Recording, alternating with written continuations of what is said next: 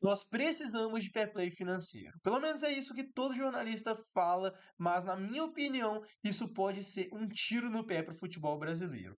Vamos entrar um pouquinho melhor sobre o que é esse fair play financeiro e por que que eu acho que o momento do futebol brasileiro não é propício para o fair play financeiro ainda, tá? Eu acho que Primeiro, eu acho que o fair play financeiro ele é uma coisa muito mal entendida. Eu acho que as pessoas sabem muito pouco. Aqui a gente vai, né, entrar e explicar um pouquinho como é que funciona, mas o principal é que as pessoas não entendem o contexto do futebol brasileiro e por que estão havendo grandes investimentos. Então, quando você tem um, a galera, uma torcida reclamando do investimento do Flamengo, do investimento do Palmeiras, isso não é justificado. Quando você entra aqui, ó, em trans em vendas Palmeiras Transfer Market, o Palmeiras vai ter vendido nos últimos anos um total de uma cacetada de dinheiro. Só nas últimas temporadas, com jogadores vindo da base, o Palmeiras vendeu mais de 1,5 bilhão de reais. E o Palmeiras não investiu 1,5 bilhão de reais em jogadores, pelo menos não ainda. Mas, na minha visão, não teria problema, já que ele gerou essa receita. Mas antes, vamos entrar aqui no que é o fair play financeiro, né? Basicamente é um conjunto de regras que ele atrela ao arrecadamento do time o tanto que o time pode gastar. E isso é uma coisa que a galera usa muito os argumentos das ligas europeias. Então, ali a Premier League, a La Liga, até a Ligue 1 do Textor, né, que está passando por alguns probleminhas lá de fair play financeiro, que de certa forma são ligas que são mais consolidadas e estão de certa forma estagnadas. Isso é um ponto importante, tá? São ligas que o aumento de gasto não aconteceu de forma tão expressiva quanto no a Liga Brasileira. Então, se você for pegar o tanto que os times da Liga Francesa investem, não é um valor muito diferente de 5 anos atrás. O que no Brasil não é uma realidade. No Brasil, a gente teve nos últimos anos um salto de forma absurda por dois grandes motivos. O primeiro deles que a gente teve é, times com boa gestão. Aqui eu tenho que ressaltar Flamengo e Palmeiras, principalmente, que são os dois times que conseguiram se estruturar com. É, montaram uma base muito boa, venderam muitos jogadores, são times que têm boas receitas, que estão sempre competitivos. Então, a bola vai rodando, né? Eles são os times que conseguem os melhores patrocínios, por isso eles conseguem investir melhor no time, por isso eles vão melhor na temporada seguinte, eles vão bem na temporada seguinte. E por isso eles conseguem fazer uma estrutura de time que tenha condição de arrecadar mais dinheiro e por isso eles gastam mais dinheiro. Não à toa, todo janela de transferências, os times botam um caminhão de dinheiro, né? O Palmeiras essa temporada já gastou mais de 200 milhões de reais. Paulinho, Facundo, Facundo é o Facundo e vai trazer provavelmente o Andreas, mas assim, ao mesmo tempo já vendeu o Vitor Reis por 250 milhões de reais. Então, é um outro detalhe, a boa gestão é o que fez com que esses times tivessem condição de investir tanto assim. Ao mesmo tempo, a gente tem um outro cenário muito importante, que é o cenário das SAFs. E o que o cenário das SAFs representa? Representa aporte. São times que Cruzeiro, Galo, Botafogo, o Vasco menos porque não teve aportes é, condizentes com as outras SAFs. Mas essas outras três SAFs se tornaram, é, foram bem competitivas nos últimos anos por meio de investimento externo. E o Botafogo, por exemplo, gastou muito mais do que a sua receita. O Cruzeiro gastou muito mais que a sua receita. O Galo gastou bem mais do que a sua receita. E tudo isso, acho que hoje encaixa em um momento que já aconteceu no futebol inglês, que já aconteceu no futebol espanhol, onde a grande maioria dos clubes tem de fato um dono. Então, o John Textor, ele era dono do Crystal Palace, ou é dono do Crystal Palace. Então ele já investiu esse dinheiro no Crystal Palace em algum momento, para justamente o time ter um patamar competitivo, uma liga competitiva, para aí sim ele poder se ater a regras que encaixam a regras que são atreladas à sua receita, a receita do time, a receita da liga. E a Liga Brasileira, ela tá passando por um momento de completa disrupção. Eu acho que os próximos 3, 4 anos vão dar uma consolidada nisso, que a Liga Brasileira tem tudo para se tornar, né, o Campeonato Brasileiro tem tudo para se tornar um campeonato top 3, top 4 do mundo. São jogadores de altíssima qualidade que estão abrindo mão de jogar em times de menor expressão na Inglaterra, de menor expressão na Holanda, na Espanha, para jogar no Brasil. Por quê? O futebol brasileiro tá com exposição mundial grande. Então você tem craques, você tem o Memphis aqui, você tem o Hulk, você tem jogadores que têm relevância internacional voltando para cá, né? Você tem Danilo, Fernandinho que voltou tem pouco tempo, Thiago Silva, bons jogadores, grandes jogadores que antes voltavam muito mais em final de carreira, mas agora a gente tem o Super Brasileirão, né? Que tá todo mundo contratando os jogadores tops, tem times gastando dinheiro, tem times brasileiros disputando contratação contra times europeus. Isso é muito legal, né? Antes era praticamente impossível. Você quer contratar um jogador de um time da Holanda, se um time da Inglaterra faz proposta, você só perdeu. Mas hoje isso não está sendo verdade. Times como Galo, Botafogo, Palmeiras conseguem competir um pouco financeiramente com esse time de fora. Isso porque boas gestões e SAF. SAF é aporte. Então, é um dinheiro que está vindo de fora do mercado pro futebol. E isso daí que é o que eu quero ressaltar. Hoje é o momento em que os times brasileiros estão recebendo muito aporte, está entrando muito dinheiro no futebol brasileiro. Por isso que o Botafogo vai lá e busca o Luiz Henrique, vai lá e busca o Thiago Almada, vai lá e busca o Igor Jesus, que não foi caro, né? Foi uma contratação de graça, mas busca o Alex Telles.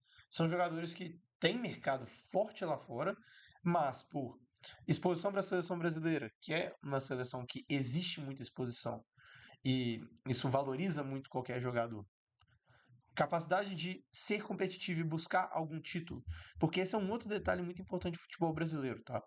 Não é difícil você brigar por título. 2 anos de investimento bem feito, organizado, com alguém que saiba de futebol, com alguém que conheça as características do seu time, qualquer time sai.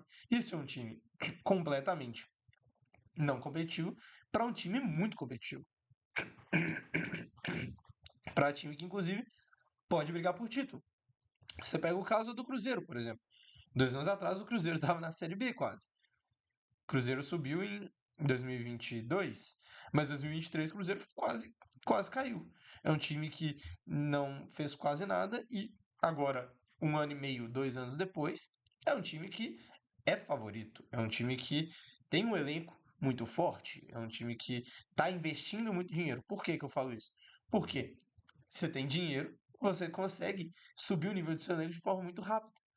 Você consegue trazer jogadores competitivos para o futebol brasileiro, que é um futebol que permite que muita gente ganhe. Você tem competição como a Libertadores, que ao que tudo indica um time brasileiro vai ganhar.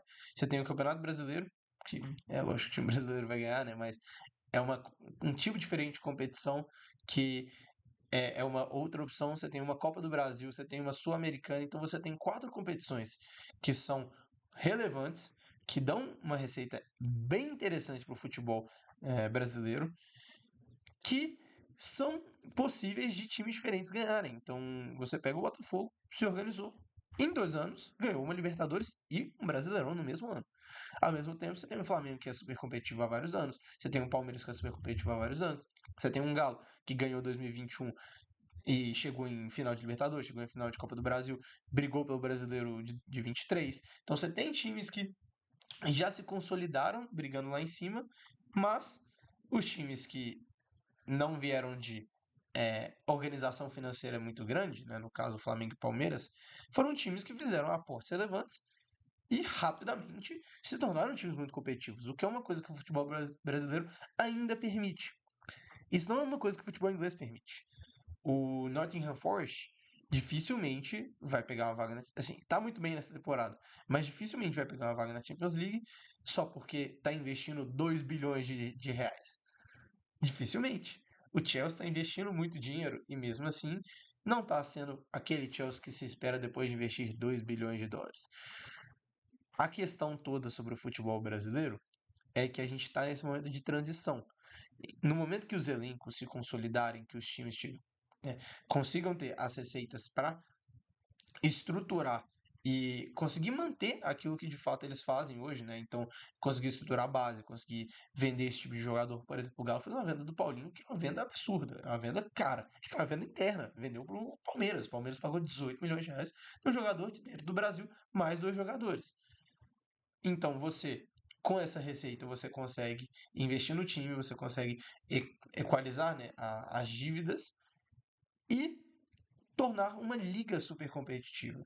Então eu acredito que isso vai fazer sentido num momento em que a liga seja mais estabilizada, o que não é o momento agora. A gente está num momento de plena ascensão. Cada ano que passa, os times investem mais e investem mais ou por meio da receita, no caso Palmeiras, Flamengo principalmente, ou por meio de aporte, que é o caso das SAFs.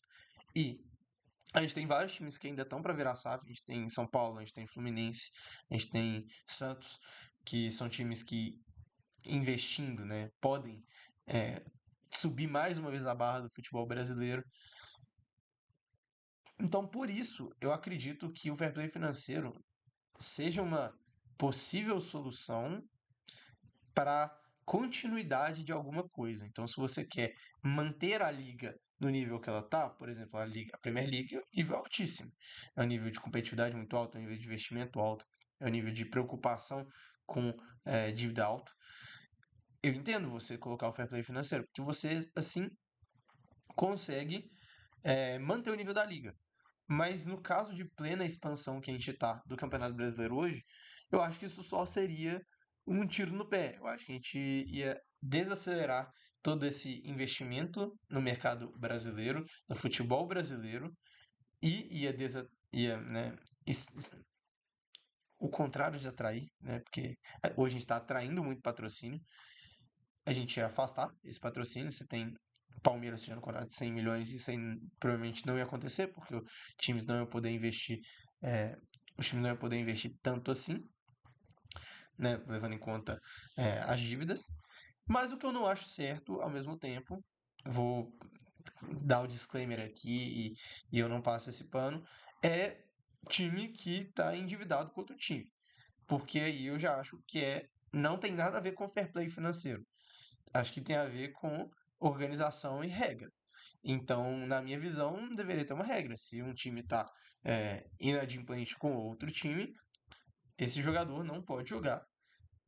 Não pode jogar. Então, sei lá, um caso aí que o Cuiabá fala bastante aí, falando do Corinthians, que o Corinthians só pagou a primeira parcela do Ranieri. Por exemplo, tá? Tem vários casos. Teve o caso do Thiago Maia, tem o caso do Davis, tem dezenas de casos.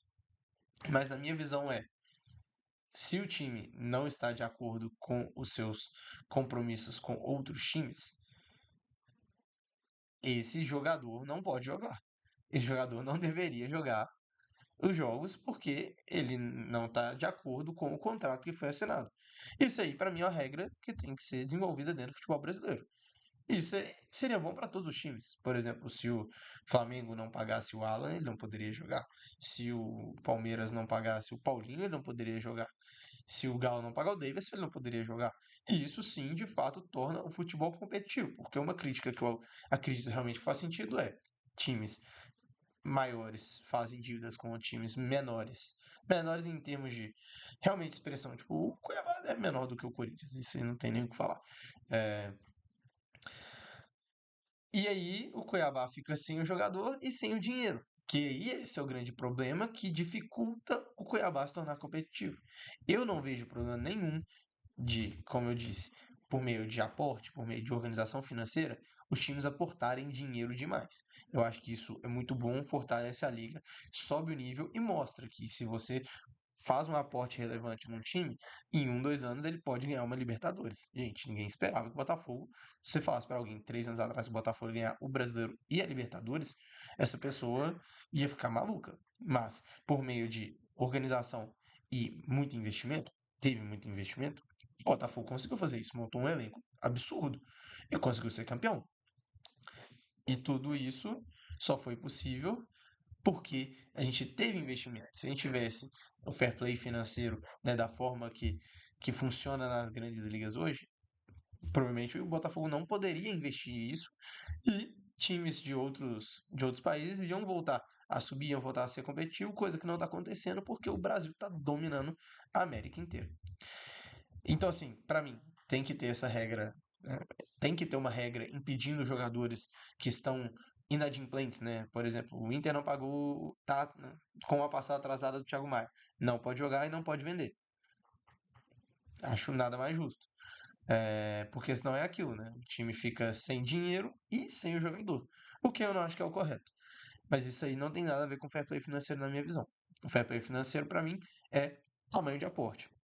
É o Flamengo investindo o dinheiro que investe, contratando o Alcaraz no meio do nada, um cara que ninguém conhece por 130 milhões de reais. É trazer o Plata no meio do nada também, Michael, tudo isso na mesma janela, gastando mais do que vários outros times, mas porque eles têm condição. Ou eles conseguiram, ou eles têm um investidor para fazer esse aporte, ou eles conseguiram se organizar financeiramente para isso. Então, para mim, no momento que a gente tiver mais times como o SAF, a liga mais estabelecida e de fato uma estabilização dos investimentos, né? Então, é, agora o Flamengo não consegue mais investir 300 milhões de reais em um ano no elenco. Não consegue, porque não tem espaço. Pra você gastar isso, você vai ter que trazer jogadores muito bons. E aí você vai ter que abrir mão de outros jogadores muito bons. Tipo, você não abre mão do Arrascaeta para trazer um outro meio de campo caro, né? Arrascaeta, Alcaraz, De La Cruz. Você tem esses três caras ali no meio. Você não vai trazer outro cara. Porque o cara não vai querer jogar também. Ele não vai querer vir para disputar espaço com o ídolo da torcida. Então, assim, é um momento peculiar que o futebol brasileiro está passando. Eu acho que essa conversa de fair play financeiro tem que ficar para a próxima, para mim, minha opinião. Posso estar completamente errado, posso estar, paciência, faz parte do jogo, mas, para mim, o futebol brasileiro não vai ser resolvido com fair play financeiro. Eu acho que o momento é justamente das SAFs. É o momento dos times subirem nível de receita para pagar as dívidas anteriores e, de fato, tornar uma das top 3 ligas do mundo, porque tem sim muito, muito espaço para isso. A torcida é apaixonada, a gente lota estádio, a gente tem muita mídia, muita mídia. Tem mais gente no Brasil do que mais gente na Espanha. Então a gente consegue fazer isso. E tendo jogadores competitivos, tendo jogadores interessantes, a gente consegue vender a liga para fora. Então, assim, fair play financeiro não é solução. E é isso, meus amigos. Eu sou o Dornas do Caminhos pelo Mundo, este daqui é o Acréscimos FC, e comenta aqui se você é a favor ou é contra o fair play financeiro. É nóis e tamo junto.